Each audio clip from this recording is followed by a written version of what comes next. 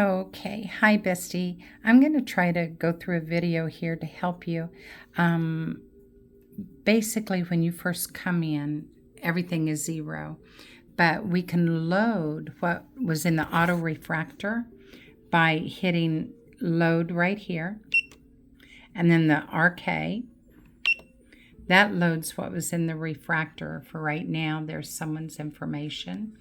And then when you load it, you're going to hit set over here, and that puts it in. Once I put it into the machine, I go from this to here because I want it as my refraction. So I put it into subjective. That way I just loaded from the auto refraction to the subjective. Then to load the last pair of glasses, again you would hit load, and then you'll hit LM. That's the last the last glasses that they're wearing. And then I go ahead and hit set over here again. And that has now put their glasses that they're wearing into the machine. And so now if I hit here on the LM, you're going to see that's their glasses. And now if I hit here subjective, you're going to see it flip over to what the auto refractor said they need.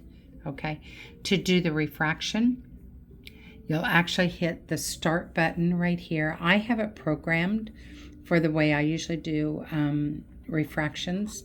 And so if you hit start, it'll actually walk you through. And what it did is it flipped it over to the right eye, because I always do the right eye first. Now with this button right here, the outer ring, if you turn it to the left, it adds. If you turn it to the right, it subtracts. So again, the left adds, the right subtracts. Let's see. And then if you hit the next button, which is right here, next, then it flips you to the axis.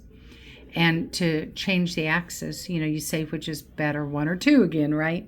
Well, what you do is you can just hit this button right here, right next to the wheel, right there. And you'll watch this right up here. But basically you say, is it better here on 1 or better on number 2?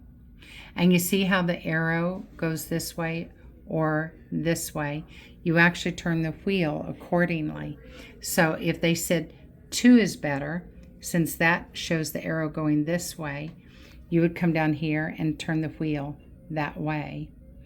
And that's actually bringing it, as I turn the wheel clockwise, it's taking the axis downward.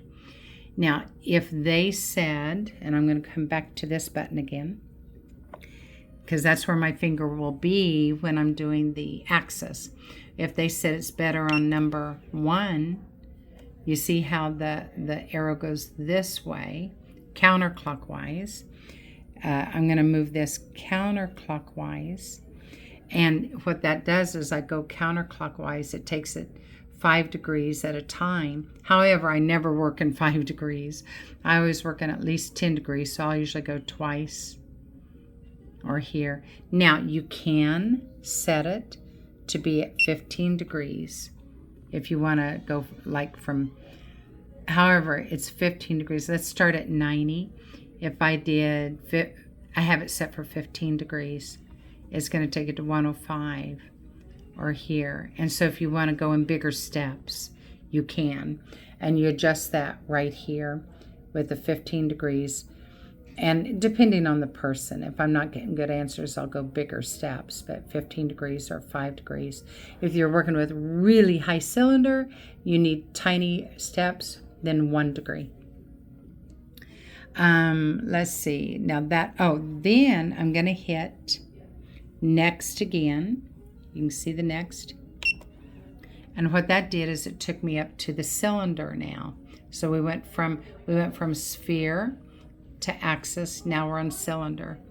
And taking the wheel counterclockwise, it moves the cylinder a quarter, lessening it. And when you do a half a step, it automatically will adjust the spherical part the same way. You know, like here I did a half, and see how the spherical part changes automatically. Now, if you want, you can work in bigger steps again, taking it to a 0.50. And if I take it to a 0.50, every time I do a half a step in cylinder, the spherical will adjust by a quarter automatically. Now, once I'm done with the cylinder, I hit next again. And what it does is it flips up now, and I'm going to zoom it up here so you can see, to the red-green. Not all doctors do red-green. I do, because it helps to prevent you from over-minusing, under-minusing, whichever way you want to say. And so I'm on the red-green, and depending on a person's vision level, but I'll usually say, like if they can see 20/20 and I can tell, I'll say, look at the second row, the 20/25 row, and tell me which is clearer, the red or the green. And I'll say, compare the letters on the second row. Are they about equal, or is one side clearer? And depending on what they say, and if they say the red is clear, then you need to adjust your sphere quarter diopter more minus. If they say the green is clearer, then you need to adjust your spherical a quarter diopter plus. So the red would mean you need to add more minus. The green means you need to add more plus. Now, if they're saying, if they're iffy, sometimes I go and adjust my cylinder accordingly too, and sometimes that can get them to be equal. You're striving for the red and green to be about equal.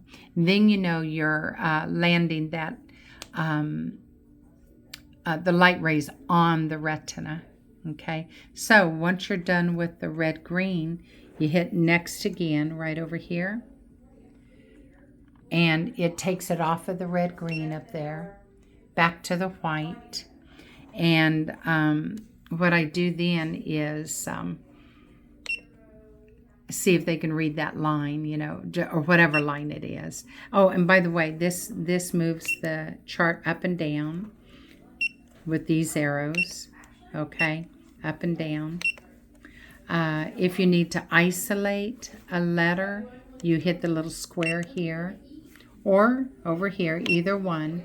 It'll isolate a letter. To get the whole row back, hit set, and you'll get the entire row back. Let's see, what other little things? And then once you're done with that eye, just hit next again. You hit start at the very beginning, and you just keep hitting next, and it keeps taking you to the next step. And I think that's it, to hopefully help you a little bit. Let's see, these are the different, I'm trying to think of other things. These are the different levels of the letters up there. If you need pictures for children, there's the pictures for children. And I guess that's it. When you may already know this, because I'm sure the schools nowadays train everybody on digital, but I thought it was silly that they have the thing for leveling down inside there, so I just tape on a leveler here for me. But I never ever pull the machine by this part of the machine. You'll end up fouling up the technology on it. Always handle it from the top. So you never pull it and adjust it from here, always from the top. And that way you're not going to start fouling up the technical part. And that's it. I hope this helps. Bye.